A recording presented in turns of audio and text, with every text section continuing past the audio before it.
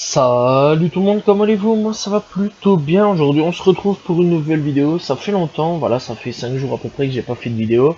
Voilà, j'avais besoin tout simplement de me reposer, de me ressourcer, reprendre du poil de la bête. Voilà, j'ai expliqué un petit peu dans la précédente vidéo, tout simplement où j'expliquais que j'avais besoin énormément de repos, que je devais reprendre un petit peu, voilà, du repos, exactement, voilà, plein de trucs. Voilà, j'ai eu plein de situations assez étrange ces derniers temps, donc voilà.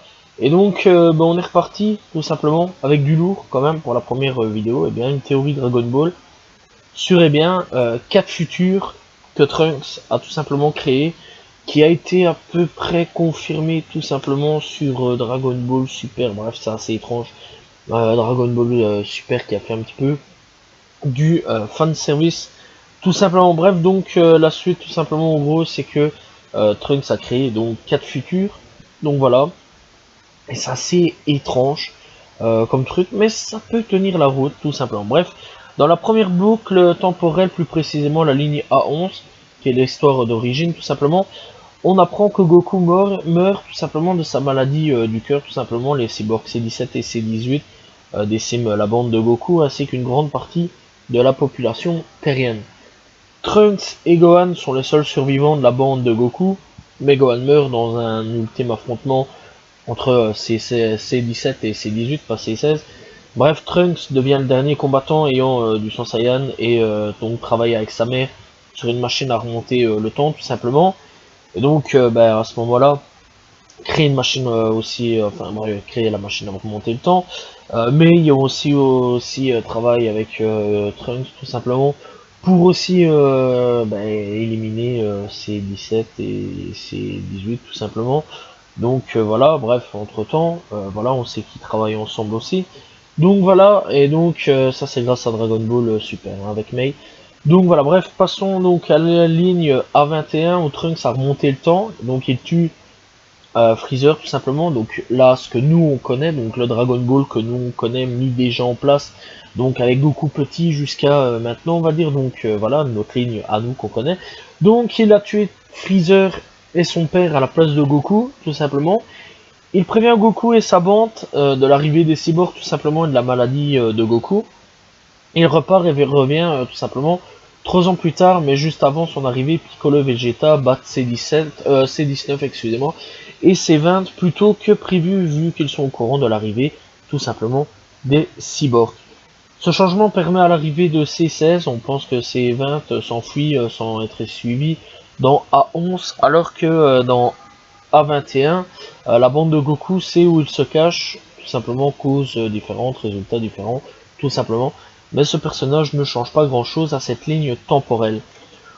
Il y a 3 possibilités de battre C17 et C18. Goku et sa bande partent s'entraîner dans la salle du temps et de l'esprit, tout simplement, pas de l'esprit et du temps. Bulma utilise la télécommande pour désactiver et détruire les cyborgs. Piccolo réunifié tout simplement, bat les cyborgs tout simplement.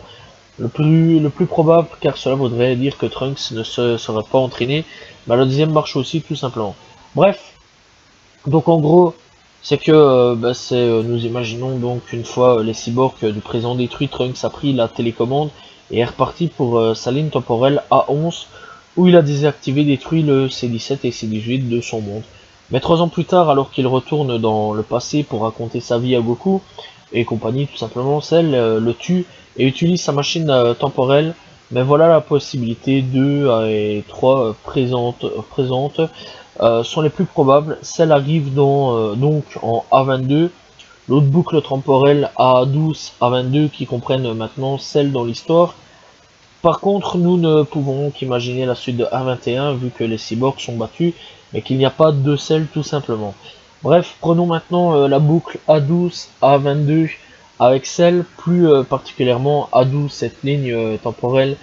Elle a même que A11, cependant la fin est différente car l'apparition de celle dans celle-ci tout simplement est A22. Change la donne, Trunks fait ses voyages temporels comme dans le manga et A22, l'histoire du manga tout simplement suit le même cheminement que A21 et ses débuts, tout simplement à ses débuts tout simplement, mais avec mais avec celle tout simplement de plus Kamisent, bref, il y a quelque chose de bizarre. mais elle surveille d'en haut et se méfie sans rien faire. Donc voilà, bon, Camille, c'est le chat, voilà, tout simplement. Bref, bon, voilà. Bref, Trunks découvre la machine temporelle que celle, tout simplement, a utilisée, tout simplement celle qui lui a été volée dans le A11, et comprend qu'il s'est fait tout simplement tuer. Voilà. Et donc il tue l'embryon de celle dans le laboratoire caché du docteur Gero. Celle sort de son trou et devient la menace numéro 1, tout simplement. Et donc la bande de Goku décide de s'entraîner dans la salle de l'esprit et du temps. Une fois son entraînement fini, Trunks est capable de terrasser les cyborgs, mais pas le perfect celle tout simplement que nous on connaît. Mais quelle est la différence entre le retour du deuxième voyage 1.21, la première boucle temporelle, et celui de A22, la deuxième boucle temporelle tout simplement?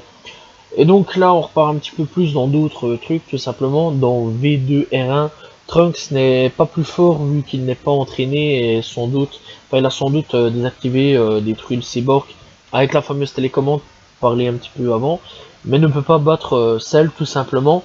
Donc voilà, vu qu'il ne s'était pas entraîné. Et donc dans V2R2, Trunks est devenu beaucoup plus fort. Grâce à l'entraînement, il dégomme tout simplement ses 17 et c'est 18 tout simplement, et Cell par la suite tout simplement. Ensuite il refait le voyage pour raconter sa vie et dire à sa bande tout simplement enfin à la bande de Goku tout simplement, que la Terre est sauvée tout simplement. Bref, donc voilà, et c'est vrai quand même que à partir de là, que ça soit le 1.21, la suite totalement méconnue, à 11 on connaît un petit peu la suite, à 12 on connaît la suite aussi, donc voilà, et donc bref, tout ce qui est A22 on connaît aussi un petit peu la suite, sauf pour A21, qui ne trompe pas tout simplement la suite. Bref, donc voilà. Donc dans l'ensemble on va faire un petit peu un récapitulatif là-dessus. Donc le A11, l'histoire d'origine, simplement où celle a tué Trunks et a remonté dans le temps. A12, l'histoire de Trunks dans le manga où il a tué ses 17 et ses 18 et celle du futur. A21, une histoire sans celle où celui-ci n'apparaît que durant la période bout tout simplement. Et A22, l'histoire du manga, tout simplement. Donc voilà. Bref, donc dans l'ensemble, c'est une théorie assez compliquée, mais quand on met tout ça un petit peu dans le schéma, ça paraît assez plausible tout simplement, et que ça peut être super intéressant comme théorie tout simplement. Bref, je sais que c'est assez casse-tête comme ça, mais clairement donc en gros, Trunks aurait créé plusieurs passés alternatifs, voilà, tout simplement.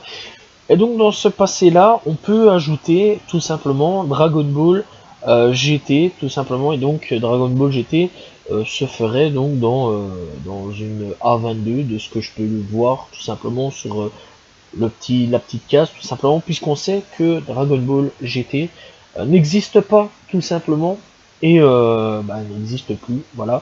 Et donc en gros, d'après la théorie, donc les nouvelles théories rajoutées en plus de cette théorie-là, c'est que Dragon Ball GT se passerait tout simplement dans une des alternatives que Trunks a créées du futur, puisque maintenant de deux trucs, je vais dire, et enfin de un truc principal qui devait se passer, il y a eu 4 futurs qui se sont créés, plus tout simplement d'autres trucs qui se sont passés, et dans tous les cas, cette théorie a clairement été un petit peu confirmée sur Dragon Ball Super, puisqu'on se rappelle que, en gros, c'était la menace avec je ne sais plus comment il s'appelle comme personnage, voilà, Black Goku, voilà, c'est comme ça que tout le monde l'appelait, je me souviens même plus, c'est triste, je m'en souviens plus, pourtant j'ai vu il y a pas longtemps, mais clairement je m'en souviens vraiment plus de ce personnage là, c'est complètement con, en plus c'était hyper intéressant. Donc voilà, où il détruit clairement l'univers 7 tout simplement, et donc Goku transfère Trunks et Mei et Bulma, je crois qu'il y avait Bulma, donc dans l'univers de Goku existant déjà d'avance, donc voilà. Et donc Trunks repartira autre part, dans un autre futur alternatif, où même tout simplement Whis lui dira de ne plus trop jouer avec le temps, puisque ça devient dangereux tout simplement, et que faut pas trop jouer avec le temps parce que ça peut créer des dysfonctionnements tout simplement dans tout ça, dans l'espace-temps, etc., et que ça peut créer des multivers tout simplement. Donc en gros, oui, le multivers existe dans Dragon Ball, et je trouve ça super intéressant.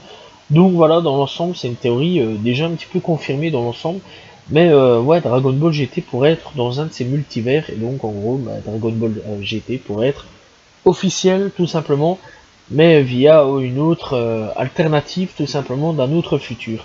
Voilà, j'espère que vous avez apprécié la vidéo et la théorie. N'hésitez pas à vous abonner, liker, commenter, partager, je réponds toujours aux commentaires. On se retrouve très prochainement pour une nouvelle vidéo. Salut tout le monde, ciao ciao.